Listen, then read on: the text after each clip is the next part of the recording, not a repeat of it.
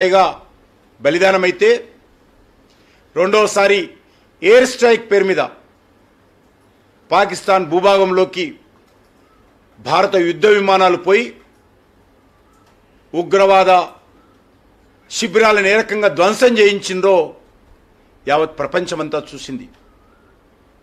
మూడోసారి మొన్న పహల్గామ్లో జరిగితే ఆపరేషన్ సింధూర్ పేరుతో ఏ రకంగా పాకిస్తాన్కు నరకం చూపించామో ఈరోజు ప్రపంచమంతా చూస్తూ ఉంది. కానీ కాంగ్రెస్ పార్టీ హయాంలో అనేక సార్లు గత 40-50 సంవత్సరాలుగా కొన్ని వందల ఉగ్రవాద కార్యక్రమాలు జరిగాయి. ఒక జమ్మూ కాశ్మీర్లోనే ఆర్టికల్ 370 తొలగించే వరకు 42,000 మంది పైగా చనిపోయారు. ఢిల్లీలో వరుస పేలుళ్ళు, బాంబేలో వరుస పేలుళ్ళు, హైదరాబాద్లో వరుస పేలుళ్ళు, ముంబైలో నడుస్తున్నటువంటి 7 రైళ్లలో ఒకటేసారి పేలుళ్ళు. ఈ రకంగా ఉగ్రవాద సంఘటన జరగనటువంటి రాష్ట్రం లేదు ఈ దేశంలో. కానీ ఏ రోజైనా కాంగ్రెస్ పార్టీ కనీసం కలలోనే ఆలోచించిందా? సర్జికల్ స్ట్రైక్ కానీ, ఎయిర్ స్ట్రైక్ కానీ, ఆపరేషన్ సింధూర్ లాంటి సంఘటనలు సైనికులకు స్వేచ్ఛనిచ్చి, సైనికులకు పూర్తి అధికారాలు ఇచ్చి, సైనిక అధికారుల పర్యవేక్షణలో ఈ ఆపరేషన్ జరిపించినటువంటి చరిత్ర ఎన్నడైనా ఊహించిందా కాంగ్రెస్ పార్టీ?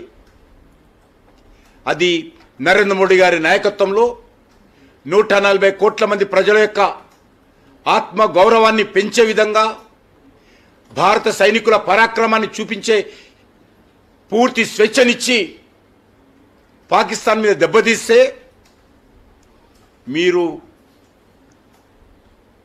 సంతోషపడకపోతే కనీసం బయటికి బాధను వ్యక్తం చేయకుండా మనం చేస్తాం.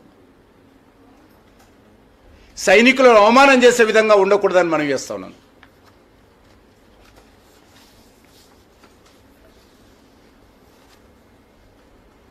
రాహుల్ గాంధీకి ఇంత దుర్బుద్ధి ఏ రకంగా వచ్చిందో నాకు అర్థం కావడం లేదు. ఎన్ని ఫైటర్ జెట్లు కూలాయో ఆయన అడుగుతాడు, నిన్న అలా ముఖ్యమంత్రితో అడిగిస్తాడు. ఎక్కడ కూలాయని అడుగుతా ఉన్నాను. ఏ ఆధారంతో మాట్లాడుతున్నారు?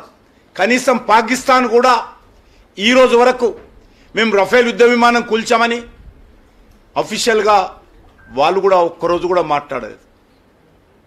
నేను ఈ సందర్భంగా భారతదేశం సంబంధించినటువంటి మీడియా నేను అభినందిస్తా ఉన్నాను.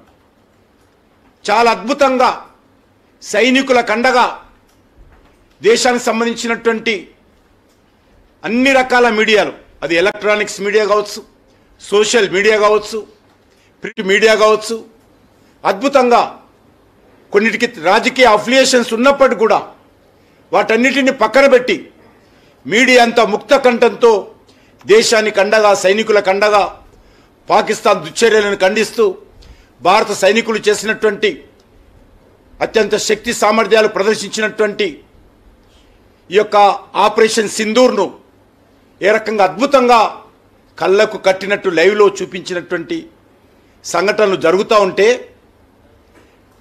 రాహుల్ గాంధీ మరి చైనా డ్రోన్లను పొగడడం, పాకిస్తాన్ సంబంధించినటువంటి దాడులను